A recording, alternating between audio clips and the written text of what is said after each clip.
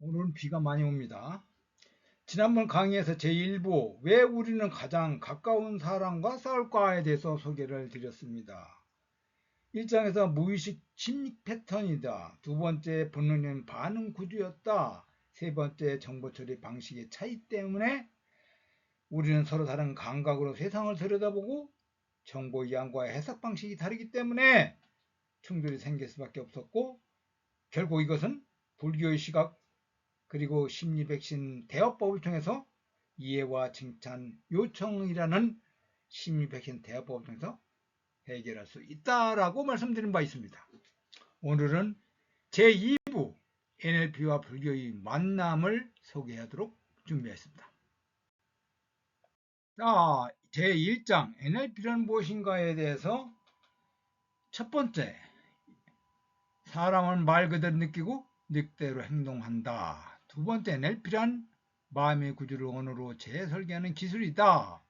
세 번째는 가정에서 NLP가 필요한 이유, 그리고 NLP의 핵심 개념은 무엇일까를 다루도록 하겠습니다. 먼저 사람은 말대로 느끼고 느낀 대로 행동한다 라고 했습니다. 말을 바꾸면 운명이 바뀐다 라는 말이 있습니다. 이 말은 단순한 자기 개발 문장이 아니라 인간의 심리 구조를 띠틀는 핵심 진술입니다. 우린 매일 말이라는 수천 개의 단어와 수많은 감정을 교환하지만 그 모든 흐름은 말의 언어라는 다리를 통해 오고 갑니다.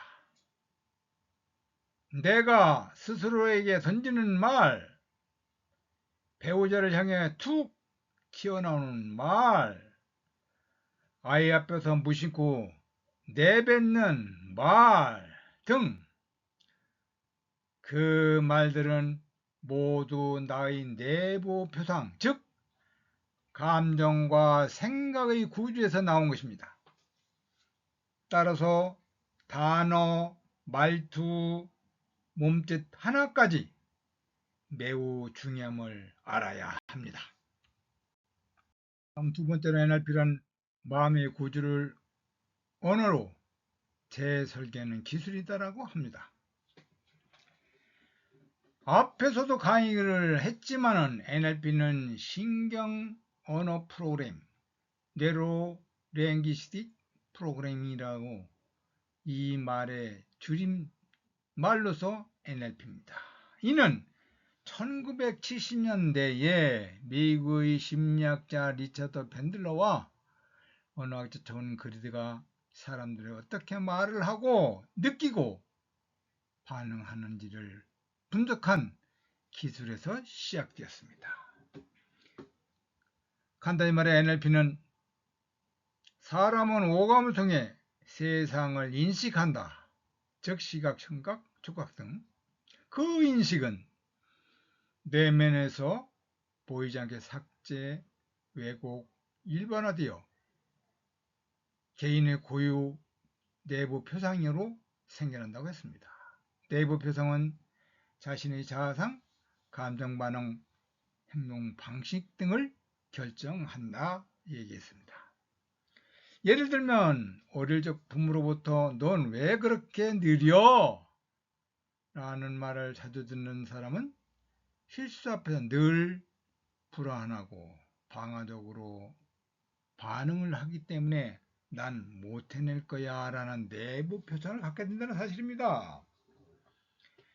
따라서 NLP는 이런 감정, 사고, 행동 구조를 인식하고 보다 건강하고 긍정적이며 효과적인 방식으로 재프로그래밍을 할 수 있도록 돕는 심리 기술임을 꼭 이해하시고, 제가 긍정과 부정의 순환 원리를 설명해 드린 바가 있습니다. 꼭 참고하셔서 누구나 할 것 없이 긍정의 말을 입에 달고 달으라고 말씀을 드린 바 있습니다. 다음 세 번째, 가정에서 NLP가 필요한 이유입니다.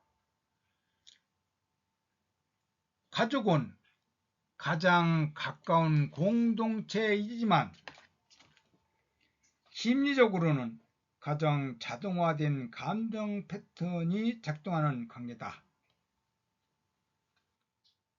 부모 자식 사이에서 손수가 없는 가장 가깝다는 이유로 말보다는 먼저 무의식이 반응하고 감정보다는 방어가 작동하고 이해보다는 먼저 판단이 앞서기 때문입니다. 이때 NLP는 지금까지와는 달리 다른 방식으로 작용할 수 있도록 돕는 것입니다. 즉, NLP는 갈등 상황을 감정 리모델링의 기회로 바꾸는 언어 기술이며 말투, 단어 선택, 대화 구조를 의식적으로 긍정적 설계하는 방법입니다. 따라서 부부, 자녀 가족과의 대화를 공감 중심의 구조로 재설계하는 기술이라는 말입니다. 따라서 가정 안의 평화는 우리가 말을 어떻게 하느냐보다 말이 나오기 전에 마음을 어떻게 훈련하느냐 달려있다고 말씀드릴 수 있습니다. 마지막으로 NLP 핵심 개념을 요약하면은 오감 인식을 한다고 그랬죠? 사람은 시청각 등 감각을 통해 세상을 인식한다고 했습니다. 가족의 적용을 어떻게 하느냐? 배우자의 말투, 표정, 행동 등에 대해 반응하는 기준이 다름을 이해를 해야 된다. 다음 내부 표상입니다. 인식된 정보는 감정과 기억으로 재구성되기 때문에 어떻게? 과거적 정의는 과거 상처가 현재 반응을 결정한다는 점. 다음 삭제, 왜곡, 일반화라는 기본 개념은 정보는 무의식적으로 필터링 되고 있다는 사실입니다. 따라서 가족의 적용은 당신은 항상 무시해 같은 일반화된 표현은 갈등을 유발한다는 점을 기억하시고 리모델링, 즉 기존 반응을 의식적으로 설계한다는 점입니다. 가족의 적용은 서운함을 먼저 표현하고 요청은 부드럽게 전달해야 한다.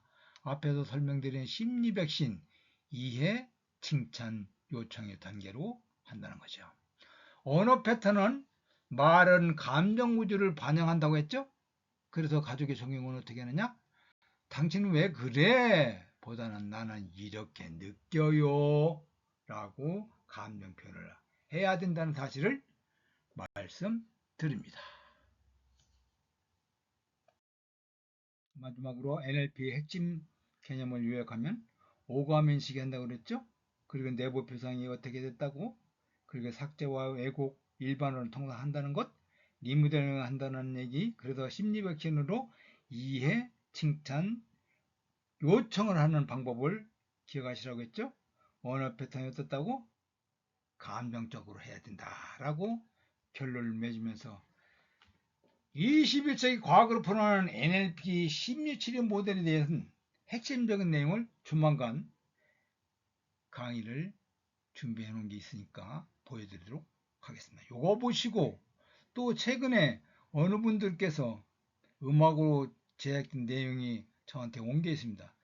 참으로 이렇게 우리 주변에 이런 쪽으로 관심이 많구나 하는 생각을 하게 됩니다. 그것도 영상으로 올리도록 하겠습니다. 오늘 경청해 주셔서 감사합니다. 행복하세요.